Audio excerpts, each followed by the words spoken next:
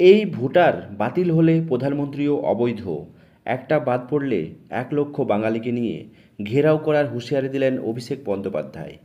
বিহারের পর বাংলায় স্পেশাল ইনভেস্টিগেশন রিভিউ শুরু করতে পারে জাতীয় নির্বাচন কমিশন। নবান্নের তরফে রাজ্যের মুখ্য নির্বাচনী আধিকারিককে চিঠি দিয়ে জানানো হয়েছে, রাজ্য এখন এসআইআরের জন্য প্রস্তুত নয়।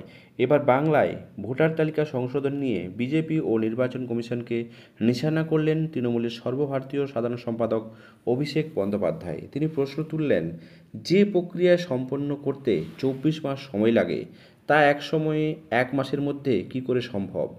একই সঙ্গে কেন্দ্রীয় সরকারকে খোঁচা দিয়ে তার বক্তব্য, যদি ভোটার তালিকা অবৈধ ভোটার থেকে থাকেন তাহলে এই অবৈধ ভোটারদের দ্বারাই প্রধানমন্ত্রী নির্বাচিত হয়েছেন, সেই হিসাবে প্রধানমন্ত্রীও অবৈধ।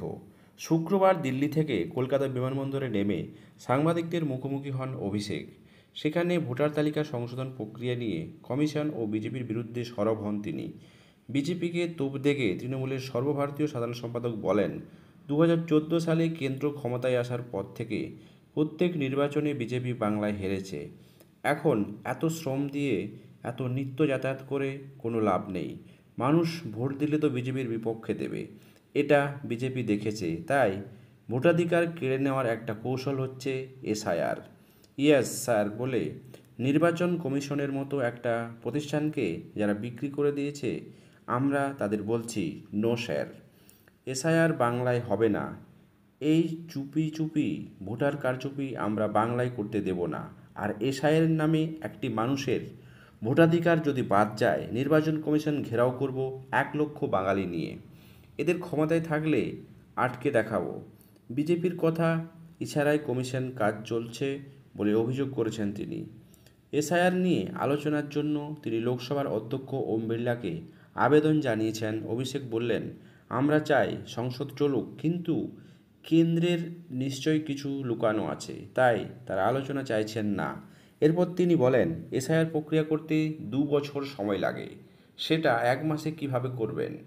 আর আপনি যদি বলেন ভোটার তালিকায় গরমিল রয়েছে, তাহলে এই ভোটার তালিকাতে 2024 সালে কেন্দ্রীয় সরকার নির্বাচিত হয়েছে, তাহলে তো সেই সরকারটা অবৈধ, প্রধানমন্ত্রী অবৈধ, স্বরাষ্ট্রমন্ত্রী অবৈধ, প্রতিরক্ষা মন্ত্রী অবৈধ।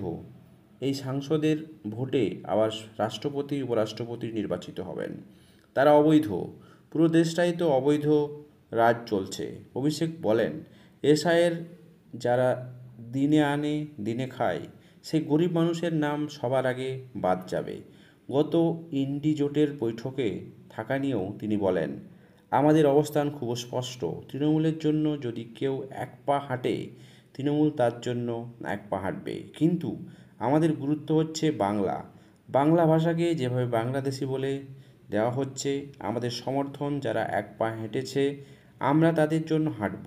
আমাদের কোনো ইগো নেই, আমরা সবাই মিলে ঐক্যবদ্ধ হয়ে বিজেপির বিরুদ্ধে লড়ছি, এই স্বৈরাচারীর বিরুদ্ধে লড়ছি। তিনি আরও জানান, ইন্ডি জোটের পক্ষে একটি প্রতিবেদন দল 11ই আগস্ট জাতীয় নির্বাচন কমিশনে যাবে, সংসদ থেকে মিছিল করে তারা যাবে।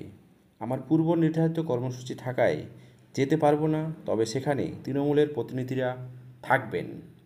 দর্শক, অভিষেক বন্দ্যোপাধ্যায়ের এই এসআইআর করা নিয়ে যেসব মন্তব্য করেছেন তা রাজনৈতিক মহলে অবশ্যই একটা প্রভাব ফেলবে।